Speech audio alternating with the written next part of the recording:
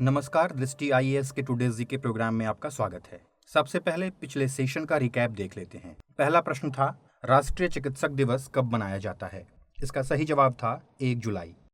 दूसरा प्रश्न था, निम्नलिखित कथनों पर विचार कीजिए। पहला, पश्चिम बंगाल सरकार ने स्टूडेंट्स क्रेडिट कार्ड योजना की शुरुआत की है। दूसरा, इस योजना के तहत विद्यार्थियों को भारत और विदेशों में उच्च शिक्षा के लिए 10 लाख रुपए तक का शिक्षा ऋण प्रदान किया जाएगा। और तीसरा, शिक्षा ऋण की गारंटर केंद्र सरकार होगी। उपर्युक्त में से कौन सा अथवा से कथन सत्य है अथवा हैं? इसका सही जवाब था विकल्प बी, केवल 1 और 2।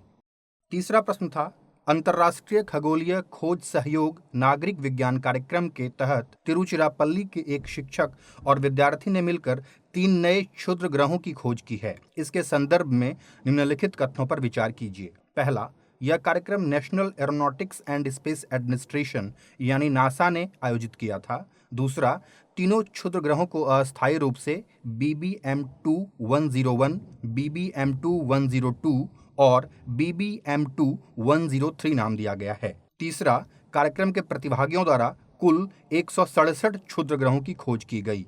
उपर्युक्त में से कौन सा अथवा से कथन सत्य है अथवा हैं? इसका सही जवाब था विकल्प डी, 1, 2 और 3। चौथा प्रश्न था, एटमॉस्फेरिक एनवायरनमेंट पत्रिका में प्रकाशित अध्ययन के अनुसार ब्लैक कार्बन निम्नलिखित में से किसके लिए जिम्मेदार है? इसका सही जवाब था समय पूर्व मृत्यु। पांचवा प्रश्न था, पोलावरम सिंचाई परियोजना किस नदी पर विकसित की जा रही है? इसका सही जवाब था गोदावरी। छठा प्रश्न था, अरब सागर से गर्मी और आर्द्र हवा के मिश्रण के कारण जकोबाबाद का तापमान 52 डिग्री सेल्सियस के तापमान को पार कर गया, जो संभावित रूप से मानव जीवन के लिए घातक सिद्ध हो सकता है। जकोबाबाद कहाँ स्थित है? इसका सही जवाब था विकल्प सी, पाकिस्तान। सातवां प्रश्न था, मध्य प्रदेश सरकार के वर्ष 2021-22 के कला पंचांग में मध्य प्रदेश की जनजातियों के प्रकृति से लगाव के चित्रण को प्रकाशित किया गया है। पंचांग के कवर पेज पर कर्मा नृत्य पर बनाई गई पेंटिंग को जगह दी गई है। यह पेंटिंग किसके द्वारा बनाई गई है? इसका सही जवाब था कलाबाई श्याम। आठवां प्रश्न था, रूस के राष्ट्रपति व्लादिमीर पुतिन ने अमेरिका पर विमानों की सहायता से काला सागर की निगरानी का आरोप लगाया है। निम्नलिखित में से कौन सा देश काला सागर के साथ सीमा साझा नहीं करता? इसका सही जवाब था विकल्प डी, पोलैंड। नौवां प्रश्न था, 4 फीट लंबी स्पिनर डॉल्फिन ओडिशा के पारादीप में भितरकनिका राष्ट्रीय उद्यान में मृत पाई गई। इसके संदर्भ में कौन सा कथन सही नहीं है? ए, स्पिनर डॉल्फिन का वैज्ञानिक नाम स्टेनेला लॉन्गियोस्ट्रिस है। बी, यह दुर्लभ डॉल्फिन है। सी, ओडिशा में इनका संरक्षण किया जा रहा है। और डी, स्पिनर डॉल्फिन स्तनपायी नहीं है। इसका सही जवाब था विकल्प डी। और अंतिम प्रश्न था, किस राज्य अथवा संघ राज्य क्षेत्र में राजधानी स्थानांतरण की 149 साल पुरानी परंपरा को समाप्त कर दिया गया है? इसका सही जवाब था ऑप्शन बी, जम्मू कश्मीर। शुरुआत करते हैं आज के सेशन की। सबसे पहले देखेंगे अभ्यास प्रश्न। किस शहर ने अपना पहला इंटरैक्टिव जैव विविधता मानचित्र जारी किया है? चेन्नई, बेंगलुरु, मुंबई और अहमदाबाद। इसका सही जवाब है मुंबई। मुंबई ने अपना पहला इंटरैक्टिव जैव विविधता मानचित्र जारी किया है। यह मैप मुंबई और आसपास पाए जाने वाले जीवों और वनस्पतियों की विशिष्ट प्रजातियों के बारे में जानकारी प्रदान करता है, जैसे व्हाइट चिप्पी मैंग्रोव, हिंद महासागर हम्पबैक डॉल्फिन, बॉम्बे सी स्लग और मगरमच्छ। मैप में चित्रों और तस्वीरों के माध्यम से इस क्षेत्र की जैव विविधता को दिखाया गया है। इस तरह इस प्रश्न का उत्तर है विकल्प सी, मुंबई। हमारे वीडियो अंग्रेजी में देखने के लिए फॉलो करें हमारा ही दूसरा यूट्यूब चैनल दृष्टि आईएएस इंग्लिश। आज के सेशन का पहला प्रश्न है, केंद्रीय कृषि मंत्री नरेंद्र सिंह तोमर ने किस शहर में राष्ट्रीय बागवानी बोर्ड केंद्र का उद्घाटन किया? ग्वालियर, पटना, जयपुर या फिर नागपुर? इसका सही जवाब है ग्वालियर।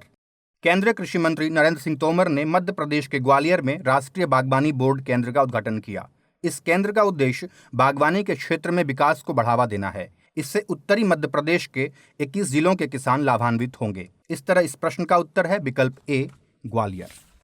दूसरा प्रश्न है, निम्नलिखित कथनों पर विचार कीजिए। पहला, YSR बीमा योजना तेलंगाना राज्य ने लॉन्च की है। दूसरा, इस योजना के माध्यम से सरकार बीमा के दावे को आसान बनाने के लिए मृतक के परिवार को सीधे बीमा की राशि का भुगतान करेगी। और तीसरा, योजना के तहत 2021-22 के लिए सरकार ने 750 करोड़ रुपए आवंटित किए हैं। उपर्युक्त में से कौन सा अथवा से कथन सत्य है अथवा हैं? ए केवल एक, बी केवल एक और दो, सी केवल दो और तीन और डी एक, दो और तीन। इसका सही उत्तर है सी केवल दो और तीन। YSR बीमा योजना आंध्र प्रदेश सरकार ने लॉन्च की है। इस योजना के माध्यम से सरकार बीमा के दावे को आसान बनाने के लिए मृतक के परिवार को सीधे बीमा की राशि का भुगतान करेगी। योजना के तहत 2021-22 के लिए सरकार ने 750 करोड़ रुपए आवंटित किए हैं। इस योजना के जरिए 18 से 50 वर्ष की आयु के लाभार्थी की स्वाभाविक रूप से मृत्यु होने पर 1 लाख रुपए की बीमा राशि का भुगतान किया जाएगा। 18 से 70 वर्ष की आयु के लाभार्थी की आकस्मिक मृत्यु होने पर 5 लाख रुपए का भुगतान किया जाएगा। इस तरह इस प्रश्न का सही जवाब है विकल्प सी केवल 2 और 3। तीसरा प्रश्न है, भारतीय तटरक्षक बल ने तिलांगचांग द्वीप से 7 मछुआरों को बचाया है। यह द्वीप कहाँ स्थित है? लक्षद्वीप, अंडमान और निकोबार, मालदीव या फिर श्रीलंका? इसका सही जवाब है ऑप्शन बी अंडमान और निकोबार। भारतीय तटरक्षक बल ने तिलांगचांग द्वीप से 7 मछुआरों को बचाया है। यह द्वीप अंडमान और निकोबार द्वीप समूह में स्थित है। यह द्वीप अंडमान और निकोबार की राजधानी पोर्ट ब्लेयर से दक्षिण में लगभग 350 किलोमीटर दूर है। तिलांगचांग द्वीप एक निर्जन द्वीप है। इस तरह इस प्रश्न का उत्तर है अंडमान और निकोबार। चौथा प्रश्न है, देवेंद्र झाझरिया ने टोक्यो पैरालंपिक्स के लिए राष्ट्रीय चयन ट्रायल में विश्व रिकॉर्ड बनाते हुए अपना स्थान पक्का किया। बताइए देवेंद्र झाझरिया का संबंध किस खेल से है? बैडमिंटन, टेनिस, भाला फेंक या फिर क्रिकेट? इसका सही जवाब है ऑप्शन सी भाला फेंक। देवेंद्र झाझरिया ने टोक्यो पैरालंपिक्स के लिए राष्ट्रीय चयन ट्रायल में विश्व रिकॉर्ड बनाते हुए अपना स्थान पक्का किया। देवेंद्र झाझरिया का संबंध भाला फेंक से है। उन्होंने दिल्ली के जवाहरलाल नेहरू स्टेडियम में ट्रायल के दौरान 65.71 मीटर की दूरी तक भाला फेंका। झाझरिया ने क्वालिफाइंग इवेंट में 63.97 मीटर के अपने पुराने रिकॉर्ड को तोड़कर 65.71 मीटर का नया विश्व रिकॉर्ड बनाया है। 40 वर्षीय देवेंद्र झाझरिया ने पैरालंपिक्स में पुरुषों की F46 श्रेणी में 2 स्वर्ण पदक जीते हैं। इस तरह इस प्रश्न का उत्तर है ऑप्शन सी भाला फेंक। पांचवा प्रश्न है, ताल ज्वालामुखी के विस्फोट की चेतावनी के साथ ही आसपास के क्षेत्र को खाली करने की सलाह दी गई है। बताइए यह ज्वालामुखी कहाँ अवस्थित है? इटली, भारत, इंडोनेशिया या फिर फिलीपींस? इसका सही जवाब है विकल्प डी फिलीपींस। ताल ज्वालामुखी के विस्फोट की चेतावनी के साथ ही आसपास के क्षेत्र को खाली करने की सलाह दी गई है। यह ज्वालामुखी फिलीपींस में मनीला से दक्षिण में 70 किलोमीटर की दूरी पर अवस्थित है। यह एक सक्रिय ज्वालामुखी है। इस तरह इस प्रश्न का उत्तर है फिलीपींस। छठा प्रश्न है, अगस्त 2021 से पूर्वांचल एक्सप्रेसवे के परिचालन की घोषणा की गई है। यह परियोजना किस राज्य की है? बिहार, उत्तर प्रदेश, उत्तराखंड या फिर मध्य प्रदेश? इस प्रश्न का सही जवाब है उत्तर प्रदेश। अगस्त 2021 से पूर्वांचल एक्सप्रेसवे के परिचालन की घोषणा की गई है। यह उत्तर प्रदेश की एक महत्वाकांक्षी परियोजना है। यह एक्सप्रेसवे लखनऊ, सुल्तानपुर, आजमगढ़ और गाजीपुर को जोड़ता है। इसका 95% काम पूरा किया जा चुका है।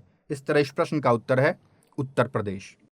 सातवां प्रश्न है, उत्तर भारत में चल रही गर्म हवाओं के कारण तापमान में काफी वृद्धि हुई है। स्काईमेट ने 1 जुलाई के तापमान के आधार पर भारत के शीर्ष 10 सबसे गर्म शहरों की सूची जारी की है।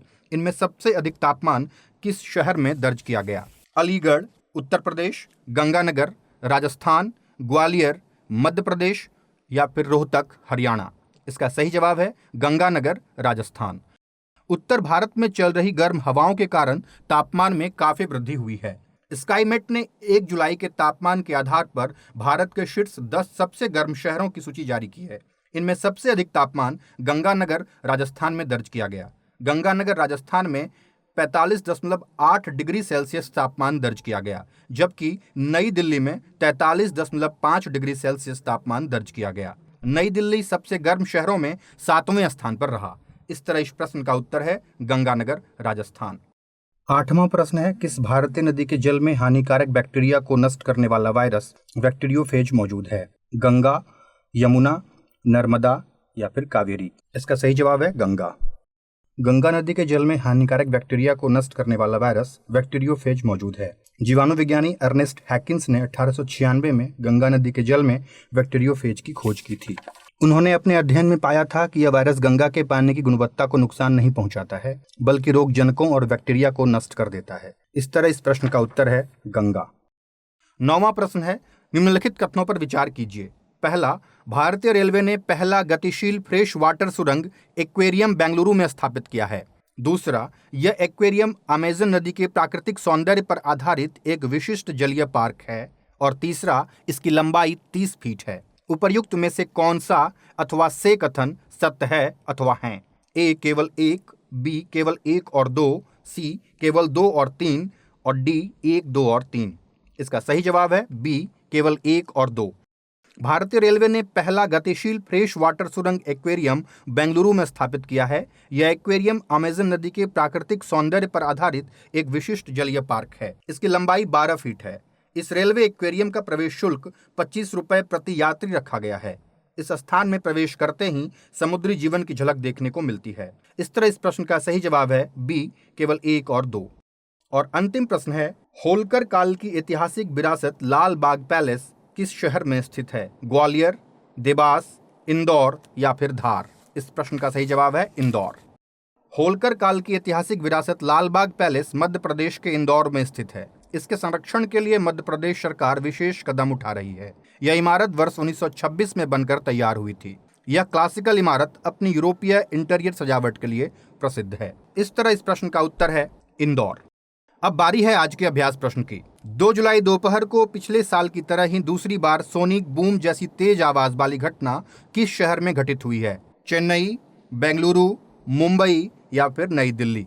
इसका उत्तर हमें कमेंट सेक्शन में जरूर भेजिएगा। तब तक के लिए धन्यवाद।